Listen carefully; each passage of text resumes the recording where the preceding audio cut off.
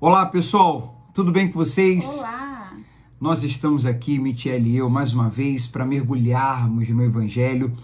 Essa é a 25ª meditação, capítulo 17 do livro de Mateus. Um capítulo menor, mas como todos, com ensinos muito profundos. Michele, faz a oração para a gente iniciar, por favor. Pai querido e amado, nós te louvamos e te agradecemos por mais esse dia, por essa leitura da tua palavra, meditação dos teus ensinamentos, meu Pai, que possamos absorver para o fundo do nosso coração, que ele venha ficar gravado dentro de nós, cada um das tuas palavras, cada um dos teus ensinamentos, para que através da prática deles, meu Pai, possamos dar frutos e frutos agradáveis a Ti, meu Pai, que de fato nós venhamos exalar o Teu perfume aonde estivermos, que o nosso eu cada vez mais seja sepultado, morto, enterrado, para que o Senhor viva através de nós, para que Jesus. nós venhamos mostrar o teu caráter, mostrar o teu modo de pensar, o teu modo de agir, que venhamos de fato encarnar, incorporar a tua vontade através das nossas vidas aqui nesse mundo. É o que nós te pedimos e te agradecemos, te louvamos em o nome do Senhor Jesus. Amém. Graças a Deus. Louvamos muito a Deus por essa série, por tudo que Ele tem feito, já fez, principalmente na cruz, tem feito e fará. Né? Louvo a Deus pela sua vida, por você que está aqui mergulhando conosco. Vamos lá então, versículo 1 do capítulo 17 de Mateus. A transfiguração. Jesus revela a sua glória. 6 dias depois, Jesus levou consigo Pedro e os dois irmãos Tiago e João até o Monte Alto. Nós estamos lendo na tradução, como todos os demais, as demais meditações, os capítulos, NVT, nova versão transformada, né? Transformadora. Mas fica à vontade para usar a versão que você tem ou que você tenha preferência, tá bom? Então, o que fala assim, o Monte Alto, a gente acabou de ler em outra versão, já tá diferente, né, o termo, mas é no monte, né, o que importa é o sentido. Pode seguir lendo. Enquanto os três observavam, a aparência de Jesus foi transformada de tal modo que seu rosto brilhava como o sol, e suas roupas se tornaram brancas como a luz. De repente, Moisés e Elias apareceram e começaram a falar com Jesus. Pedro exclamou: Senhor, é maravilhoso estarmos aqui. Se quiser, farei 3 tendas. Uma será sua, uma de Moisés e outra de Elias. Enquanto ele ainda falava, uma nuvem brilhante os cobriu, e uma voz que vinha da nuvem disse: Este é o meu filho amado, que me dá grande alegria. Ouçam-no. Aí veio essa palavra de Deus, né, se revelando para eles, né, Marcelo? Os discípulos ficaram aterrorizados e caíram com o rosto em terra. Então Jesus veio e os tocou. Levantem-se, disse ele, não tenham medo. E quando levantaram os olhos, viram apenas Jesus. Enquanto desciam do monte, Jesus lhes ordenou: Não contem a ninguém o que viram, até que o Filho do Homem ressuscite dos mortos. Vamos comentar isso aqui. Essa transfiguração aconteceu em boa parte para os discípulos. Ele levou 3 discípulos, né, íntimos para esse monte onde aconteceu um evento sobrenatural, né, glorioso. Mas ele diz para esses discípulos para não falarem até que a obra se completasse, até a sua morte e ressurreição. Ou seja, todo esse contexto do livro de Mateus que nós temos passado tem como objetivo falar que ele é o Messias, né? Deixar claro que Jesus é o Messias. E aqui, para esses discípulos, reforçar isso, sabe? Reforçar essa ideia, este fato, que ele era o Messias anunciado, porque Moisés, aqui, Moisés apareceu, Elias apareceu. Moisés representa a lei, Elias, os profetas. A lei e os profetas apontavam para o Messias, falavam do Messias, anunciaram o Messias, e o Messias estava ali. Quando Pedro tem a reação, ô Senhor, normalmente Pedro, né? Como quase sempre Pedro é um barato, né, gente? E aí Pedro fala, Senhor, eu vou fazer aqui 3 tendas para vocês. Ele meio que igualou os 3. E assim, sabemos da importância de Moisés e também de Elias, porém, Jesus é infinitamente superior. Jesus é o próprio Deus encarnado. Olha, Deus usou a lei para falar, Deus usou o profeta para falar, e agora é o seu filho, né? Ou podemos dizer que agora é ele, através do seu filho, agora é ele encarnado, o verbo que se fez carne. Então é algo, como eu disse, infinitamente superior, né? E uma coisa que havia na lei era sobre que se a pessoa mesmo testificasse sobre ela, não se levava em consideração, digamos assim. Essa pessoa está se sobressaindo, está se achando, né, no linguajar de hoje. Mas quando era outra pessoa que testemunhava a respeito dela, aí era levado em consideração. Então aqui é como se Deus estivesse mostrando para eles: ele realmente é o meu filho amado, ele é quem vocês estavam aguardando, ele é o Messias, ele é o libertador, o salvador. Então a voz que veio diretamente dos céus ali se revelou para eles, e eles ficaram aterrorizados, porque foi ali um fenômeno sobrenatural, né, Marcelo? Vindo dos céus. Deus dizendo, agora o foco é ele. Já foi a lei, já foi profetas, agora o foco é nele. Ouçam ele, ouçam o que ele diz. Ouçam o evangelho, né? Mergulhe no evangelho. O evangelho é o que o meu filho diz. E é isso que vocês devem ouvir e praticar. Muito, muito bacana, muito forte. Porque essa voz, o que aconteceu ali, essas coisas sobrenaturais, é justamente para que não houvesse não tem comparação, sabe? Não tem comparação. Jesus é Jesus, não tem comparação. Esse é meu filho, ouça, meu filho amado, ouça o que ele diz. Vamos seguir lendo aí. Os discípulos lhe perguntaram: por que os mestres da lei afirmam que é necessário que Elias volte antes que o Cristo venha? Jesus respondeu: de fato, Elias vem e restaurará tudo. Eu, porém, lhes digo: Elias já veio, mas não o reconheceram e preferiram maltratá-lo. Da mesma forma também farão o Filho do Homem sofrer. Então os discípulos entenderam que ele estava falando de João Batista.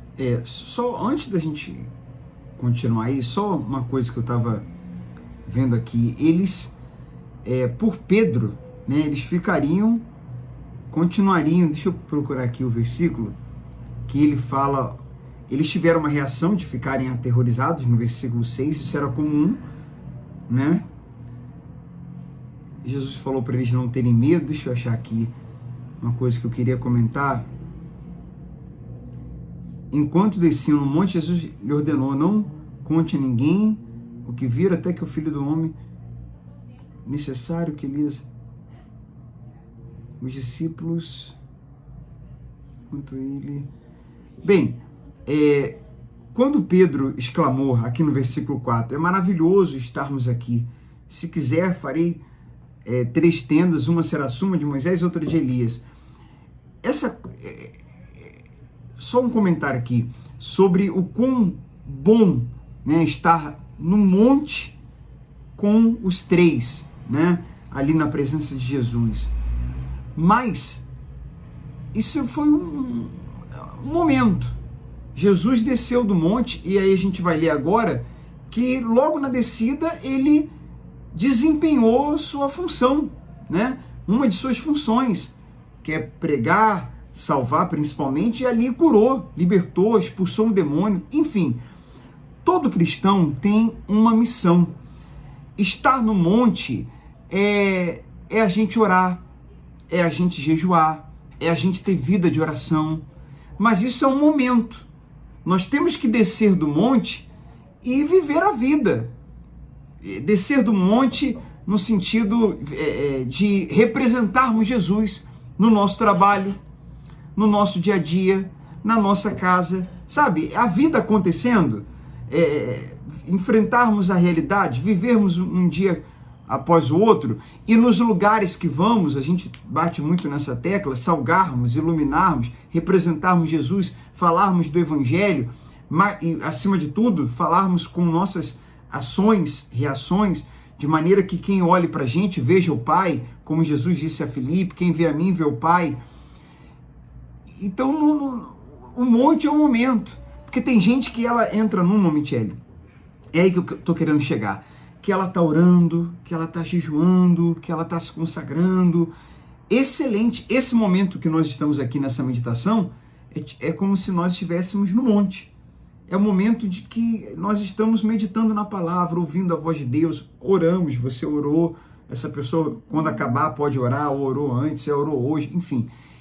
Mas a gente tem uma missão, a gente não pode, imagina, a gente ficar assim, dá vontade de ficar no monte. É isso, dá vontade de ficarmos meditando, lendo, só que a gente tem coisas para fazer, temos uma vida para viver, temos que representar Jesus, temos que compartilhar esses momentos com outras pessoas. Essa glória não é pra gente, essa glória tem que ser compartilhada. Esse Espírito que habita em nós, ele não habita em nós só por nós, não é por nós, não é sobre nós, é sobre Ele. Então a gente tem que falar dele, a gente tem que compartilhar esse amor. É isso, por isso que não dava para vontade de ficar ali naquele monte, com certeza não faltava, mas tem que descer, tem que seguir a missão, que a missão ela está relacionada ao meu próximo, né? As pessoas. Exato. Não viver uma vida alienada, né? À realidade, aos problemas, às situações, eu tenho que ir lá enfrentar, eu tenho que encarar, eu tenho que, né, superá-los, eu tenho que vencê-los. E não me refugiar, né? Porque a gente vê que muita gente se refugia, né, Marcelo, dos problemas, numa mensagem, num conforto, num consolo, mas aquilo não vai resolver. O que vai resolver é eu ir lá e ser luz, e ser sal, e enfrentar, usar a minha fé, né, crer e, acima de tudo, agir, né? Oração, que é orar e agir. Exato. O que ele faz em nós é para continuar. Ele não fez em mim, não fez em você, não fez em você que está acompanhando, ele não faz em nós para parar em nós. As coisas que Deus faz na nossa vida, fez, não podem parar em nós. Ele faz em nós para continuar fazendo através de nós. Em nós e através de nós. Em você e através de você. Tá bom? Guarde isso, isso é muito importante. E isso é o Evangelho, né? Ele tem que ser propagado, tem que ser pregado e levado a toda criatura. Então, paramos no 15? No versículo no 14, 13. Né? Ao pé do monte, uma grande multidão. Você quer? Posso ler? Pode ler então, 14. Jesus cura um menino possuído por demônio. Ao pé do monte, uma grande multidão os esperava. Um homem veio, ajoelhou-se diante de Jesus e disse: Senhor, tenha misericórdia do meu filho. Ele tem convulsões e sofre terrivelmente. Muitas vezes cai no fogo ou na água. Eu o trouxe aos seus discípulos, mas eles não puderam curá-lo. Jesus disse: Geração incrédula e corrompida, até quando estarei com vocês? Até quando terei de suportá-los? Tragam o menino para cá. Então Jesus repreendeu o demônio e ele saiu do menino, que ficou curado a partir daquele momento. Isso mostra que era algo espiritual, né? Isso mostra que nós não podemos nos deixarmos levar pelos excessos ou generalizarmos, ser preto ou branco, 880. Há casos que é algo emocional, psicológico, hormonal, físico, mas tem coisas que são realmente de ordem espiritual. Ali o menino ficou bom, depois que Jesus expulsou o demônio, né? Então fica caracterizado aqui realmente algo espiritual. E você parou no versículo?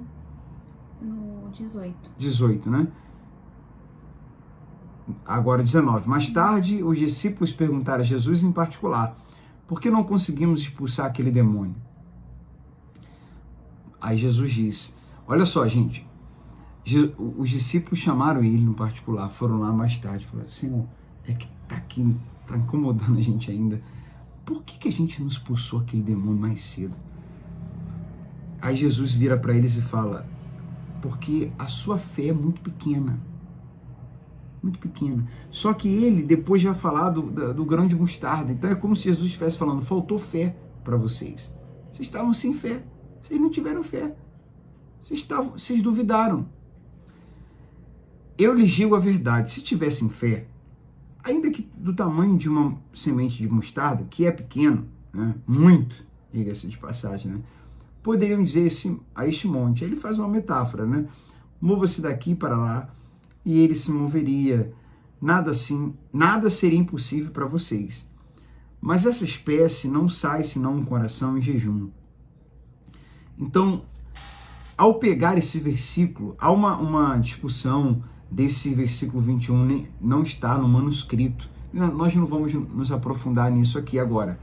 Mas ainda que consideremos o versículo 21, ele fala aqui da oração e cita o jejum.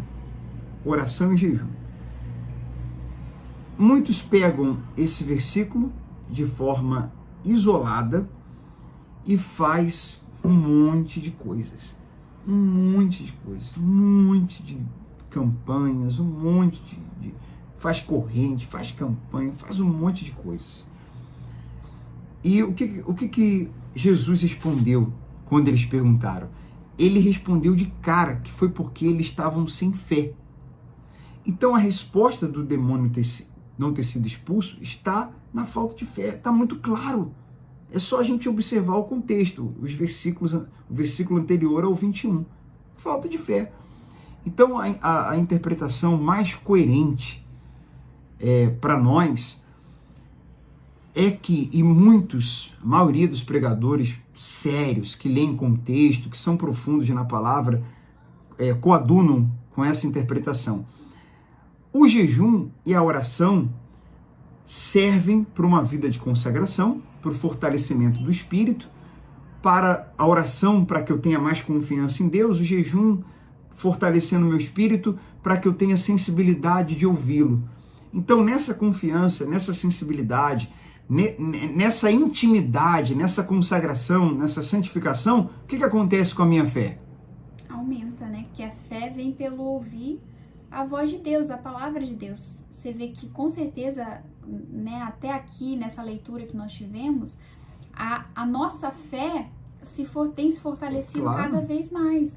De forma que a gente se depara com os desafios do dia a dia, a gente não se desespera mais tanto como a gente se desesperava antes, quando a nossa fé estava enfraquecida. Por quê? Porque a gente, ouvindo a voz de Deus, a nossa fé nele cresce e a gente confia mais, ao ponto de ter uma ousadia maior, ter uma intrepidez maior, e ao ponto de crer que Deus tem o poder de ali expulsar todo mal, assim como você tem, se você crê, essa autoridade de expulsar todo e qualquer mal da sua vida, da sua família. Se você encontra alguma resistência, você tem essa fé. Não há nem necessidade de você se deslocar daqui para um lugar e estar num templo para você fazer isso. Você aí dentro da sua casa, tendo essa fé, você pode fazer, porque a fé não tem espaço geográfico, não tem limite, não tem fronteiras. Você pode determinar, no sentido de pedir algo a Deus, né? E crer que Ele vai mover o seu familiar, expulsar. Você pode agir a fé, expulsar o mal do seu familiar que está lá no outro país, lá em outro lugar. enfim, através da sua fé. Isso que ele está querendo dizer, né, Marcelo? Não no sentido aqui de remover montanhas, que é o que eu quero, material vai acontecer, porque muitas pessoas pegam esse versículo e levam para o lado material, né? Também. Mas é no sentido espiritual de ele está que falando a fé sobre a move fé. montanhas, Ele está dizendo que a gente precisa orar, a gente precisa ter, que é uma prática cristã, o jejum, a gente precisa ter, como se fosse uma vida nos bastidores, uma vida secreta. Ore, jejue, sua fé vai estar forte. E aí um demônio surgiu, com a fé forte, sem duvidar, você vai expulsar o demônio. Então é sobre a oração e o jejum que fortalece a fé, e com essa fé você expulsa o demônio. Só que o que muitos fazem? Vão lá para a parte da oração só e do jejum, como se fosse algo, um ritual ou algo místico, sabe? Eu, por exemplo, e dar ao jejum, ele tem sua importância, mas dar a ele, maximiza ele, dá a ele uma importância muito exagerada, muito maior do que o texto está aqui dando, a ponto de, por um ritual, né, ou por algo místico, quando eu falo, quando eu uso esses termos, você vai entender. Por exemplo, eu estou vivendo num adultério, estou vivendo no pecado, mas eu estou em jejum, naquele momento. Então, tem um espírito que só sai com jejum, então ele vai sair. Não é isso. Como se aí você está, como eu disse, maximizando a questão do jejum, quando ele é uma importante prática da fé cristã para me aproximar ainda mais de Deus, para eu ter sensibilidade de ouvir a voz dele, fortalecer meu espírito. No processo de santificação ele é importante para que a minha fé esteja forte. Então ele faz parte de um conjunto, não é ele só, é um conjunto que fortalece minha fé. Então eu acredito que ficou claro isso, né? Porque para a gente também é importante mergulhar, só mergulhando. Eu fiz questão de parar aqui e é como se a gente estivesse navegando no mar. Aí vamos parar aqui, vamos dar um mergulho. Tem alguns versículos que é bom a gente mergulhar, porque nós sabemos que muitas pessoas aprenderam de uma forma desvirtuada, né? Ou desvirtuaram esse ensinamento. E assim, o jejum é tratado exatamente isso, Marcelo. Quando você pode avaliar, qual a frequência que eu tenho que jejuar? Conforme a necessidade da sua fé. Você vê que você está diante das situações, dos problemas, você está ficando, né, inerte, fraco, né, duvidando. Então você tá... O sinal de alerta já está ligando aí. A necessidade de você ter uma consagração, um jejum, para você fazer com que essa fé, né, venha à tona, venha para fora, venha crescer. Então não é toda semana que eu tenho que jejuar, né, Marcelo? Porque tem gente que trata como um ritual, né? Um ritual religioso. Toda quarta-feira, 10 horas ao meio-dia, eu vou fazer um jejum. Toda semana. Você pode fazer se você crê, se essa é a sua fé, mas não trate como algo, uma religiosidade. Se ela fizer isso, algo do jejum, uma prática constante, até se antecipando, por exemplo, aí fica mais forte ainda, fica mais bacana ainda. Ela não está esperando ver. Você deu um bom exemplo de uma pessoa que está percebendo que ela está fraca, ela não está legal. Então ela vai jejuar fortalecendo o espírito. Bom exemplo que você falou. Só que fica mais forte ainda quando ela, não de forma religiosa, mas constantemente... Ela está querendo sempre ouvir a voz de Deus. Ela faz isso para se aproximar dele. Ela faz o jejum por uma questão do relacionamento. Oração, jejum e leitura bíblica, ela faz não porque está percebendo que está precisando ou porque está passando por uma situação. Ela faz isso porque faz parte da relação dela. E é uma relação que ela quer que seja cada vez mais próxima, cada vez mais íntima, cada vez mais estreita. Então ela faz assim, de forma natural. Não para pedir bênçãos e nem material, por uma questão de reagir. Pode até ser para reagir. Para pedir bênçãos, não. O jejum não tem essa finalidade. Na nova aliança, no relacionamento com Jesus. Para reagir, ok, ele pode ajudar no fortalecimento do espírito. mas mais profundo fica como um princípio de aproximação nesse relacionamento que eu tenho com Deus. Então você não está nem reagindo nesse caso, você está se antecipando, você está fazendo manutenção a essa relação. Exato.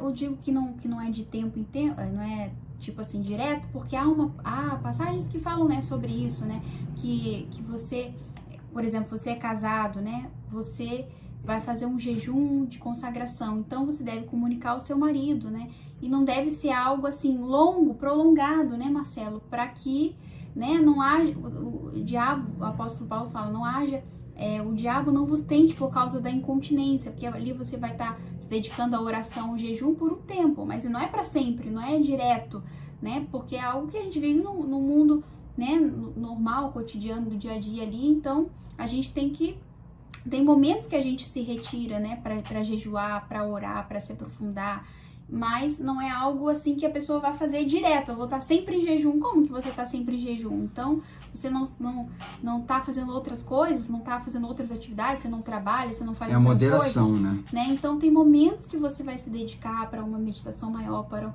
um aprofundamento maior, né, na sua intimidade com Deus, no seu relacionamento com Deus. E aí você vai se dedicar ao jejum.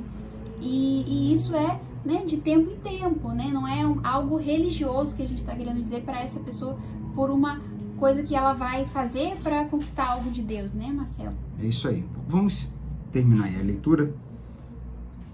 Qual versículo? Aí diz assim: Jesus prediz a sua morte pela segunda vez. Uhum.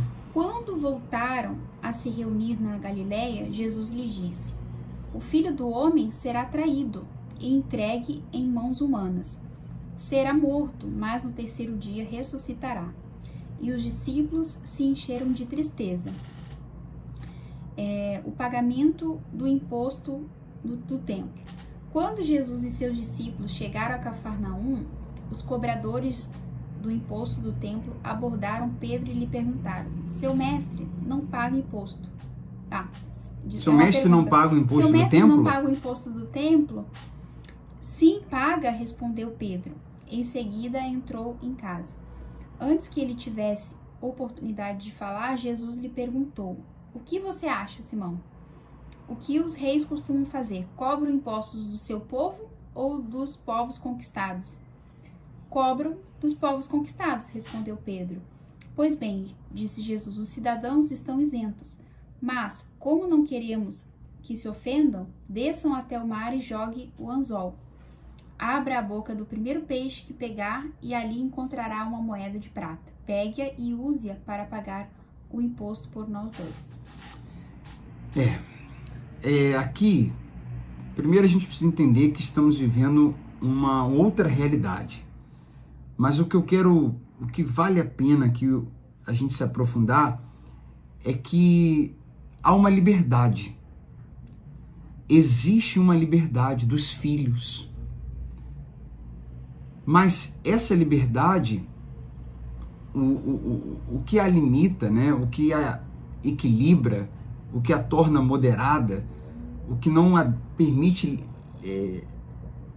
virar uma libertinagem, digamos assim, é justamente a consciência de que há um pai, o amor a esse pai e o amor aos meus irmãos, amor ao próximo, amor ao pai e amor ao próximo.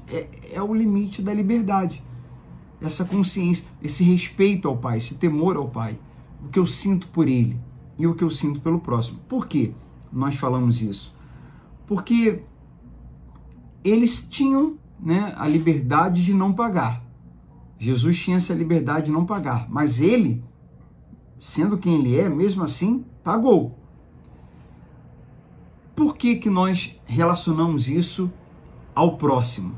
Porque algo que a gente entenda, embora haja liberdade, mas se eu vou fazer algo ou deixar de fazer que possa escandalizar o meu irmão imaturo, né?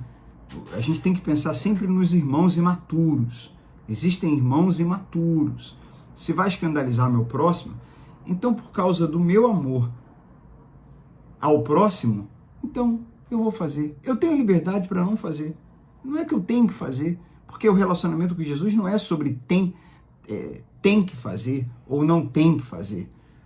Mas tem coisas que eu vou fazer para não escandalizar o meu próximo. E tem coisas que a gente vai fazer também porque, como eu disse, a realidade é outra.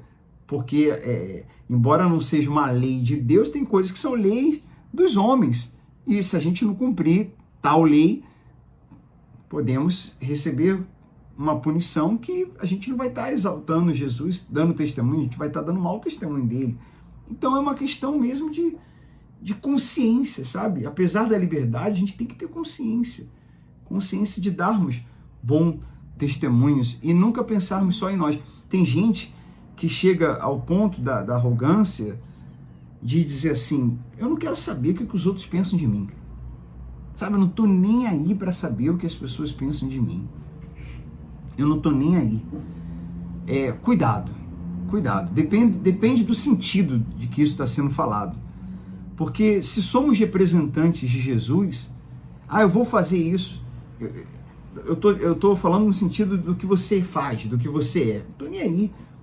Mas se nós somos representantes de Jesus, será que nós temos que realmente pensar assim?